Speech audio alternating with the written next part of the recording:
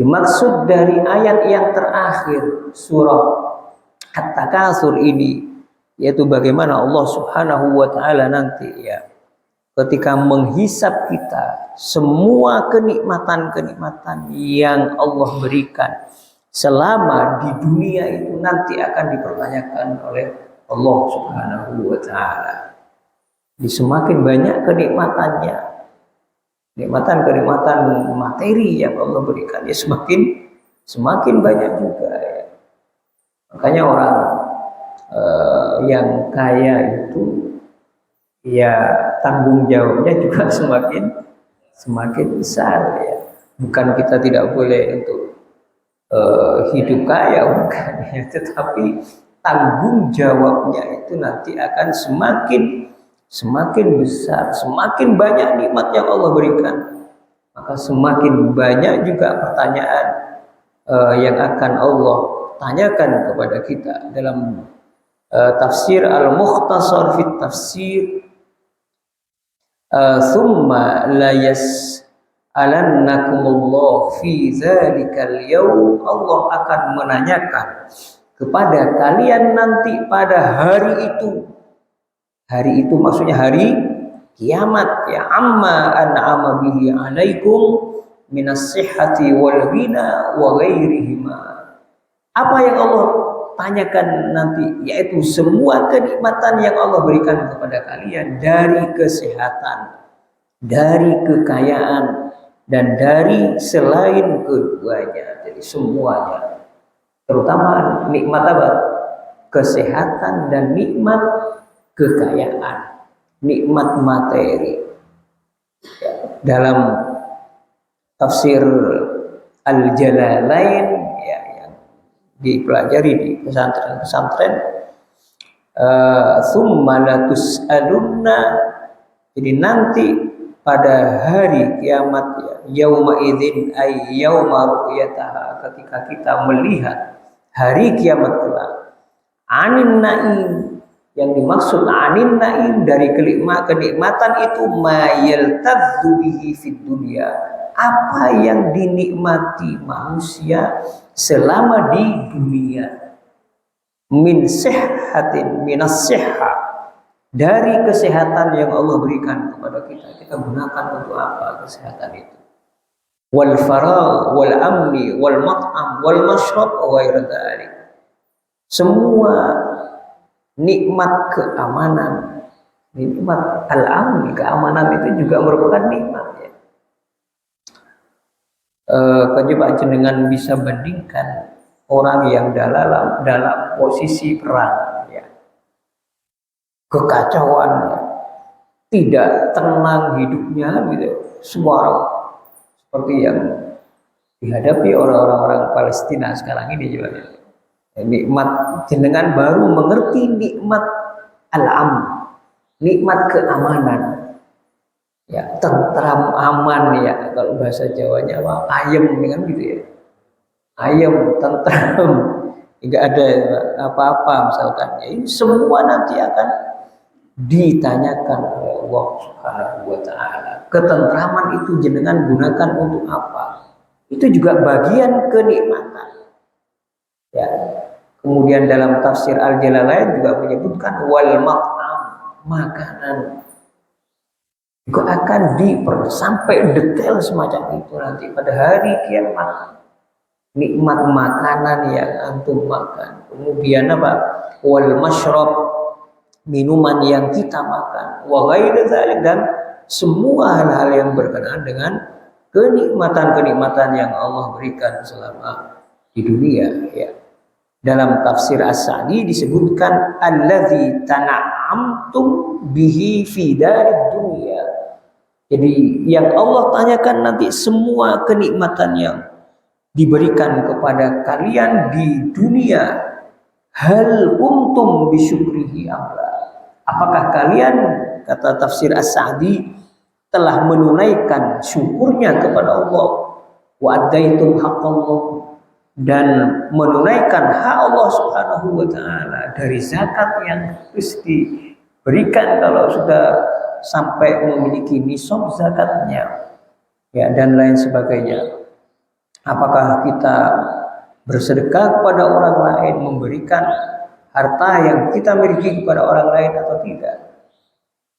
Walam tasta'inu bihi, dan kalian tidak akan bisa memohon pertolongan dengan itu ala ma'asihi, atas maksiat yang dilakukannya. Ya. Ini semua dari apa yang dipaparkan dalam tafsir Sa'di menjelaskan apa yang telah kita lakukan selama di dunia dengan kenikmatan itu. Apakah kita melanggar dari kenikmatan itu, ataukah justru dengan nikmat materi yang diberikan oleh Allah itu telah kita gunakan membayar kewajiban-kewajiban kita sebagai seorang muslim, ya. Di dalam tafsir Al-Baghawi juga hampir sama, ya, di mana Muqatil mengatakan summa la tus'alunna yawma idzin 'anil na'im, qala Muqatil yakni kuffar Makkah, yaitu berkaitan dengan orang-orang kafir di Makkah, di mana kanu fid dunya fil khairi wan ni'mah, di mana mereka selama di dunia penuh dengan kenikmatan, diberikan kenikmatan oleh Allah Subhanahu wa taala. Makanya saya selalu mengatakan bahwa kita mengukur materi itu jangan mengukur dengan misalkan, ya, Allah Subhanahu wa taala mengasihi kita dengan sifat Ar-Rahmanir Rahim, yang Maha Penyayang. Ya, orang-orang kafir Mekah saja sama Allah juga diberikan apa? Diberikan nikmat apa? Nikmat materi. Apa yang membedakan kita dengan mereka adalah Ar-Rahim, sifat Rahim, ya Allah Subhanahu wa taala, dan ini yang harus kita raih. Ya, orang mungkin mengatakan itu tidak pernah sholat rezekinya lancar, kan gitu. Sering ya beranggapan seperti itu. Jadi menurut anggapan mereka kasih sayang Allah itu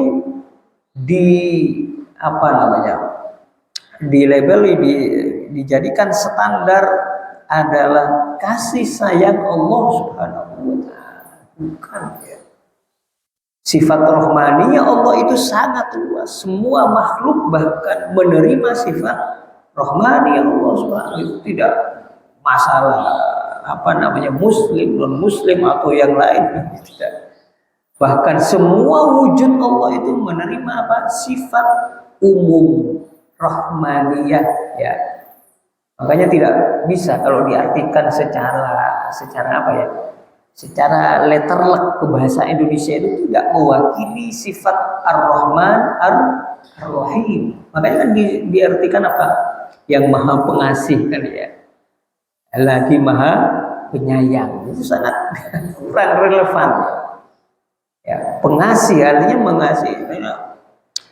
Sifat rahmani Allah itu meliputi segala makhluk Allah Subhanahu wa taala, ya. Jadi orang-orang kafir Makkah pun saat itu kan fid dunya fil khairi wan ni'mah, penuh dengan kenikmatan, penuh dengan kebaikan materi. Fayas'aluna yaumal qiyamah an syukri ma kanu fi.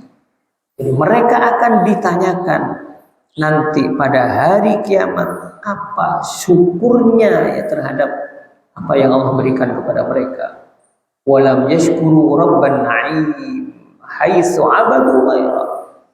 Jadi mereka di dalam tafsir Al-Baghawi disebutkan tidak bersyukur kepada Allah Subhanahu wa taala, di mana mereka menyembah selain Allah.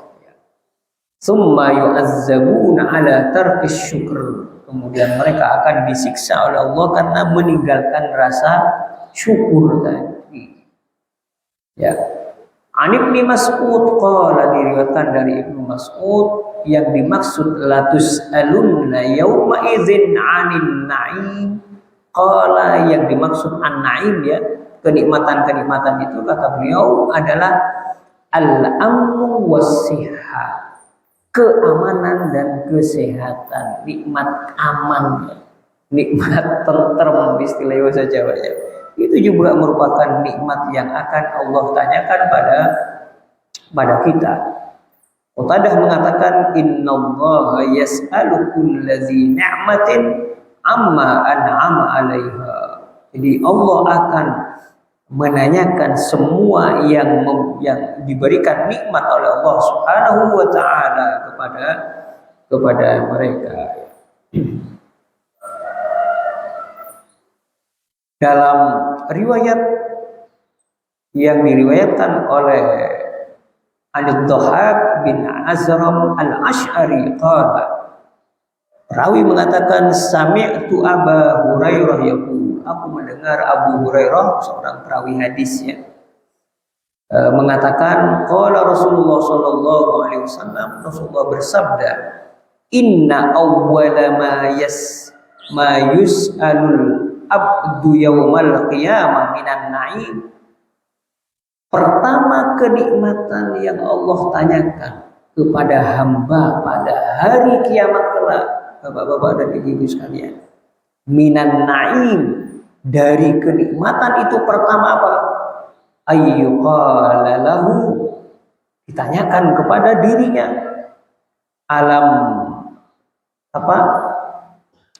Alam nasihha jismak, bukankah kami telah memberikan kesehatan tubuhmu, ya, wa nurawwika minal ma'il barid, dan kami menyegarkan dirimu dengan air yang dingin. Ini yang Allah tanyakan apa di sini? Berkenaan dengan tubuh kita yang sehat. Pertama kali ya Bapak-bapak dan Ibu sekalian, digunakan untuk apa tubuh kita itu? Apakah digunakan untuk beribadah kepada Allah Subhanahu wa taala atau digunakan yang lainnya? Makanya betul-betul kita harus mewaspadai nikmat yang Allah berikan ini ya. Dan kalau secara detailnya kita bagaimana nanti di hari kiamat satu persatu dari kenikmatan semua selama kita hidup di dunia ini, luar biasa Bapak sekalian ya. Di mana Allah Subhanahu wa taala akan menanyakan kepada kita semua yang Allah berikan dari kenikmatan-kenikmatan yang diberikan kepada kita semua. Dalam beberapa